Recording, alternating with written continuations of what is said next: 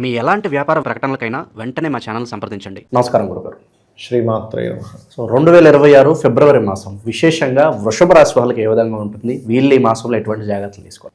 వృషభం వారికి కనుక చూసుకున్నట్లయితే 2026 ఫిబ్రవరి మాసంలో ఫస్ట్ ఆఫ్ ఆల్ అసలు వీళ్ళకి గ్రహస్థితులు కొంతవరకు బాగానే ఉన్నాయి. ఎందుకంటే 11th హౌస్ సాటర్న్ మంచిదండి ఎప్పుడు కూడా.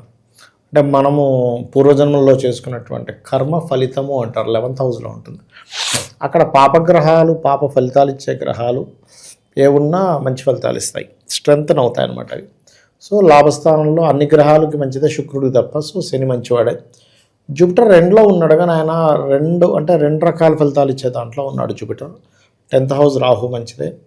అట్లాగే 10th హౌస్లో ఫిబ్రవరి మాసంలో 19-20కి అంటే 19th and 20th దాని తర్వాత కూడా పంచగ్రహ కూటమి ఏర్పడుతుంది. 9వ స్థానంలో 4 గ్రహాల కూటమి ఏర్పడుతుంది ఈ మంత్.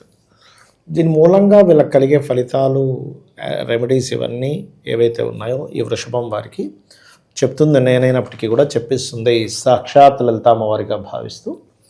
ఫస్ట్ ఆఫ్ ఆల్ ఏంటంటే ఇక్కడ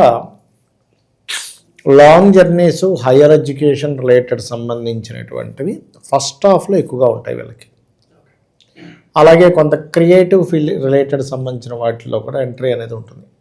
క్రియేటివ్, మెడికల్ ఇట్లాంటి వాటిల్లోకి అభివృద్ధి ఉంటుందంటారు వన్స్ ఎంట్రీ ఉంటుంది. కాకపోతే జనరల్ ఎడ్యుకేషన్ ఉంటుంది చూసారా, ఇప్పుడు మామూలుగా పిల్లలు స్కూల్లో చదువుకునేది కాలేజ్ వరకు, వీళ్ళు మాత్రం కొంచెం డిస్టర్బ్ అవుతూ ఉంటారు. 4లో కేతు ఉన్నాడుగా ఎడ్యుకేషన్ స్థానంలో. ఎడ్యుకేషన్ వేరు, క్రియేటివిటీ రిలేటెడ్ సంబంధించిన వేరు. క్రియేటివిటీ అనేది పంచమంలో చూడాలి, నార్మల్ జనరల్ ఎడ్యుకేషన్ 4th హౌస్లో చూడాలి. So school level, college level వరకు, ఇంటర్ డిగ్రీ వరకు ఉండే వాళ్ళకి మాత్రం కొంచెం ఈ కాలేజ్ మారాలి, స్కూల్ మారాలి, లేకపోతే ఈ ఎడ్యుకేషన్ వద్దు, లేకపోతే నేను చేయలేకపోతున్నాను అనే స్ట్రెస్ ఎక్కువ పడుతూ ఉంటాను. ఇక్కడ ధనస్థానాన్ని కనుక చూసుకున్నట్లయితే గురువు ఉన్నాడు, మంచివాడే. కాకపోతే ఇక్కడ శని రాహు ఎనర్జీస్తో ఉన్నందుకు, కుటుంబ స్థానంలో ఉన్నందుకు, అది కూడా బుధుడు రాశి అయి ఉన్నందుకు, ఫ్యామిలీ బిజినెసెస్ అంటారు చూసారా, ఈ ఫ్యామిలీ బిజినెస్ రిలేటెడ్ లేకపోతే బిజినెస్ గురించి ఏదైనా మనీ పెట్టే విషయంలో, ఫ్యామిలీలో ధన సంబంధించిన విషయాల్లో కొంచెం గ్రోత్ ఉంటుంది ఫైనాన్షియల్గా వీళ్ళకి. ఎందుకంటే ఎంతైనా జూపిటర్ కదా, న్యాచురల్ గ్రోత్ కొంత ఇస్తాడు. కొన్ని మనీ మూలంగానే కొన్ని డిస్టర్బెన్సెస్ కూడా ఇస్తాడు ఇక్కడ చెప్పాలంటే. అయితే వీళ్ళు ఈ 4వ స్థానంలో కేతు ఉన్నందుకు పర్టికులర్గా మంగళవారాలు, ఆదివారాలు ప్రాపర్టీస్ కొనేటప్పుడు కానీ, వాహనం మీద వెళ్ళేటప్పుడు కానీ, డాక్టర్ దగ్గరికి వెళ్ళే విషయంలో కానీ, ఈ మాట మాట్లాడితే అనవసరంగా మనం డీఫేమ్ అవుతామనుకునే విషయాల్లోని మంగళ, ఆదివారాలు, రవి అండ్ కుజహోరల్లో జాగ్రత్తగా ఉండాలి. ఓకే. అట్లాగే కొంచెం మదర్ హెల్త్ విషయంలోని, లేకపోతే ఇంటి నుంచి దూరంగా వెళ్ళడం, ఎందుకంటే 4లో కేతు కదా, ఒకే దగ్గర ఉండకుండా ఇల్లు ఒక దగ్గర ఉంటే ఈయన ఒక దగ్గర ఉండడం, ఇట్లాంటివి జరుగుతూ ఉంటాయి. ఓకే. అయితే ఇక్కడ బ్యాంక్స్ నుంచి వచ్చేటువంటి లోన్స్కి మొదటి 20 రోజులు చాలా బలం ఎక్కువ ఉంటుంది వీళ్ళకి. అంటే బ్యాంకింగ్ రిలేటెడ్ సంబంధించిన ఓడీస్ అని, క్రెడిట్స్ అని, ఇట్లాంటివి సంపాదించుకోవడం చాలా అనుకూలంగా ఉంటుంది వీళ్ళకి చెప్పాలంటే. అట్లాగే వీళ్ళకి మ్యారేజ్ రిలేటెడ్ సంబంధించినవి ఈ ఫిబ్రవరి మాసంలో అంత అనుకూలంగా లేదు, కొంచెం స్టఫ్గానే ఉంది. మళ్ళీ సెకండ్ మ్యారేజ్ వాళ్ళకి బాగుంది, ఎందుకంటే శుక్రుడు 9లో ఉన్నాడు. మనకి సప్తమాధిపతితో శుక్రుడు ఉన్నప్పటికీ లగ్నాధిపతి, సప్తమాధిపతి ఉన్నప్పుడు ఏమవుతుందంటే సర్వసాధారణంగా పంచమాధిపతి కూడా ఉన్నందుకు కొన్ని ఇష్టపడిన వారిని వివాహం చేసుకోవాలనే దీంట్లో కొంచెం తండ్రి సపోర్ట్ కోసం వీళ్ళు కొంచెం ఇదవ్వడము, అందులో పర్టికులర్గా ఫస్ట్ మ్యారేజ్ ఏదైనా డిస్టర్బ్ అయితే సెకండ్ మ్యారేజ్కి వెళ్ళడము, ఇలాంటి వాడికి చాలా అనుకూలంగా ఉంది చెప్పాలంటే. అలాగే వీళ్ళకి జాబ్ విషయంలో కూడా మొదటి 18 రోజులు అంటే ఫిబ్రవరి మాసంలో ఫస్ట్ 18 days తర్వాత నుంచి జాబ్ విషయంలో బాగుంటుంది. ఫస్ట్ 18 days అంతా కూడా జాబ్ మారడాలు, దూర ప్రాంతాలకు వెళ్తే జాబ్ అవకాశం రావడము, ఈ జాబులు ఇవన్నీ కాదులే అని మన వ్యాపారం చేయాలనిపించడం ఫస్ట్ 18 days అట్లా జరుగుతూ ఉంటుంది. 18 days తర్వాత ఏదైతే ఉందో అక్కడంతా కూడా మళ్ళీ మీకు కంప్లీట్గా ఒక 1 month వరకు, అంటే ఫిబ్రవరి 18th నుంచి కంప్లీట్గా 1 month వరకు అక్కడ కెరియర్ గ్రోత్ అదే ఉంటుంది. అందులో మరలా సాఫ్ట్వేర్ రంగాల వారికి, మెడికల్ రంగాలు, డయాగ్నోటిక్ సెంటర్స్, రీసెర్చ్ రిలేటెడ్ అంటే రీసెర్చ్ రిలేటెడ్గా ఉండే కొన్ని జాబ్స్ ఉంటాయి, అటువంటి వాటికి చాలా చాలా బాగుంది చెప్పాలంటే.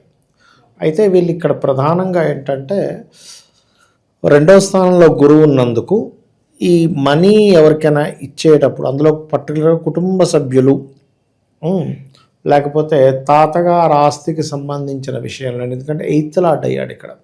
8 అండ్ 11th లార్డ్ సెకండ్ హౌస్లో ఉన్నప్పుడు ఏమవుతుందంటే సడన్గా ఏదో లాభం వస్తుంది, షేర్ మార్కెట్లో సడన్గా ఏదో లాభం వస్తుందని డబ్బులు ఇవ్వడం ఫ్రెండ్కి, ఇట్లాంటి వాటి వల్ల ఎక్కువ ఇబ్బంది వస్తుంది.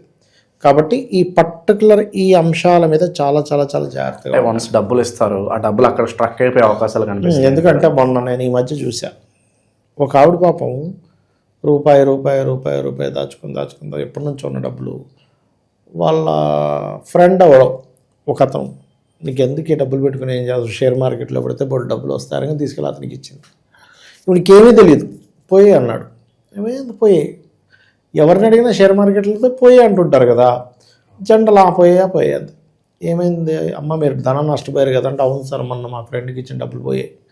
ఎట్లా పోయాయి, ఎందులో పెడితే పోయాయి, ఎందుకు పోయాయి, ఏ షేర్ కొనాలి ఏ షేర్ కొనకూడదు, దిస్ ఇస్ ద రైట్ టైమా కాదా అనంత నాలెడ్జ్ వాళ్ళకు ఉండదు. కాబట్టి నేను ఒకటే చెప్తా, మీకు అసలు నాలెడ్జ్ లేనటువంటి షేర్ మార్కెట్లోకి ఎవరో పెడతారంటే పెట్టకండి. మీకు నాలెడ్జ్ ఉంటే దట్ ఈస్ డిఫరెంట్ థింగ్, దానికంటే ఒక స్టడీ ఉంటుంది. ఇష్టం వచ్చినట్టు డబ్బులు పెడితే అవేం ఊరికనే వచ్చేవు. కాబట్టి మీకు తెలియనివి పాపం అమాయకులు బలైపోతుంటారు. కొంతమంది మంచి వాళ్ళు ఉంటారు, వీళ్ళ డబ్బులను ఎట్లా ఒకట్లా కాపాడు, వీళ్ళకి కొంత ఇవ్వాలని వాళ్ళు కొంత తీసుకోవాలని, that is different thing. But ఇట్లాంటి స్కామ్స్ చాలా జరుగుతున్నాయి కాబట్టి జాగ్రత్తగా ఉండాలి. ఇంకో స్కామ్ కూడా జరుగుతుందండి బయట. ఎట్లాంటివి అంటే 1,00,000 ఇచ్చారనుకోండి మీరు నెలకి, మీరు ప్రతి నెల మీకు 30,000 40,000 ఇస్తా అంటారు 1,00,000కి. మనకి అసలు అర్థం కాదు. ఒకటేసారి లెక్కలు వేసేసుకుంటే ఇంట్లో 10 లక్షలు ఇచ్చేస్తే ప్రతి నెల 3 లక్షలు వస్తుంది. ఆ 3 లక్షలు కూడా తీసుకోకుండా వాడికే ఇచ్చేస్తే మళ్ళీ 10 + 3 13కి ఇంకోటి 4 లక్షలు వచ్చేస్తుంది.